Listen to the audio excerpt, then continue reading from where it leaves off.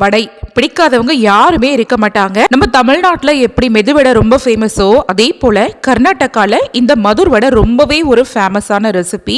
இந்த வடை செய்யறதுக்கு உளுந்து மற்ற பருப்பு வகையெல்லாம் தேவைப்படாது. ஒரு கப் பச்சரிசி மாவு இருந்ததுன்னா சட்டுன்னு 10 நிமிஷத்துல நல்ல கரகர முறுமுறுன்னு ஒரு சூப்பரான ஸ்நாக்ஸ் ரெசிபியா இந்த வடையை செய்து சாப்பிடலாம். High viewers, welcome to super kitchen. First இந்த ரெசிபியை செய்யறதுக்காக அகலமான பாத்திரத்துல 1 கப் அளவுக்கு பச்சரிசி மாவு, 1/2 கப் அளவு வறுக்காத வெள்ளை ரவை, நம்ம நார்மலா உப்புமாவுக்கெல்லாம் சேர்ப்போம்ல அந்த ரவை தான். அதே கப்பால 1/2 கப் அளவுக்கு மைதா மாவு சேர்க்கறதுல விருப்பம் இல்லைன்னா கோதுமை மாவை தாராளமா பயன்படுத்திக்கலாம். கூடவே ஒரு கைப்பிடி அளவுக்கு நறுக்கிய கொத்தமல்லி இலைகள், 1/2 கைப்பிடி அளவுக்கு நறுக்கிய கருவேப்பிலை இலைகள், 2 மீடியம் சைஸ் பச்சை மிளகாய ஃபைனா கட் பண்ணிட்டு சேர்த்துக்கோங்க.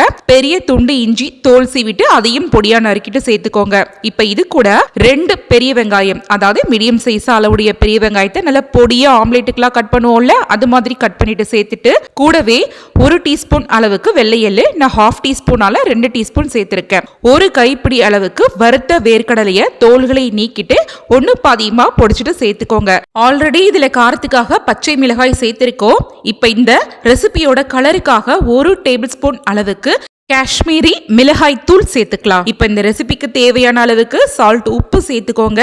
1/2 டீஸ்பூன் அளவுக்கு பெருங்காய பொடி சேர்த்தாதான் இந்த வடையோட மனமும் சுவையும் கூடுதலா இருக்கும். இப்ப இதெல்லாம் சேர்த்ததுக்கு அப்புறமா ஒரு ஸ்பூனை வச்சு இந்த மாவுல சேர்த்திருக்க உப்பு, காரம், பெருங்காய பொடி இது எல்லாமே நல்லா ஈவனா மிக்ஸ் ஆகுறது மாதிரி இந்த மாதிரி கலந்து விட்டுக்கோங்க. அடுத்ததா இப்ப இந்த மாவுல கொஞ்சம் கொஞ்சமா தண்ணி சேர்த்துட்டு நம்ம சப்பாத்தி மாவுல பசைவோம்ல தளர அந்த மாதிரி பசைய போறோம். எடுத்தோன்னே ரொம்ப ஜாஸ்தி தண்ணி சேர்த்துற வேணாம், பார்த்துட்டு கொஞ்சம் கொஞ்சமா சேர்த்துட்டு மாவை ரொம்ப டைட்டா பிசையாம தளர பிசைஞ்சுக்கோங்க.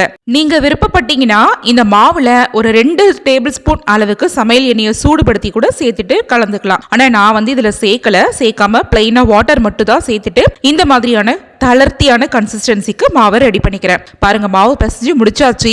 இந்த சமயத்துல மாவு கொஞ்சம் கையில பிசு பிசுன்னு ஒட்டுற மாதிரி தான் இருக்கும். சோ இதை நல்லா மேல அழுத்தி விட்டுட்டு ஒரு தட்டு போட்டு மூடி வச்சிடலாம். இதுல நம்ம ரவை சேர்த்திருக்கிறதுனால ஒரு 5 நிமிஷம் ஊறினதுக்கு அப்புறம் திறந்து பார்த்தோம்னா நம்ம தளர்த்தியா ஜாஸ்தி தண்ணி சேர்த்து மாவை பிசைஞ்சு வச்சிருந்தோம்ல, இந்த ரவை போய் எல்லா தண்ணியுமே இழுத்துட்டு கரெக்டா கையில ஒட்டாம இந்த மாதிரியான ஒரு பூரி மாவுக்குள்ள பசைவோம்ல அந்த மாதிரி டைட்டான கன்சிஸ்டன்சிக்கு மாவை ரெடி பண்ணி வச்சிரும். இப்போ இந்த மாவை சின்ன சின்ன உருண்டைகளா இந்த மாதிரி உருட்டிட்டு வாழை இலை இருந்ததுன்னா வாழை இலை எடுத்துக்கோங்க. வாழை இலை இல்லைன்னா இந்த மாதிரி பட்டர் பேப்பர்ல லைட்டா எண்ணெய் தடவிட்டு வடை மாதிரி நல்ல ரவுண்டு ஷேப்புக்கு தட்டிக்கோங்க. தட்டும் போது வடையோட கனம் ரொம்பவும் தடிமனாவும் இருக்கக்கூடாது, ரொம்பவும் மெல்லிசா இருக்கக்கூடாது.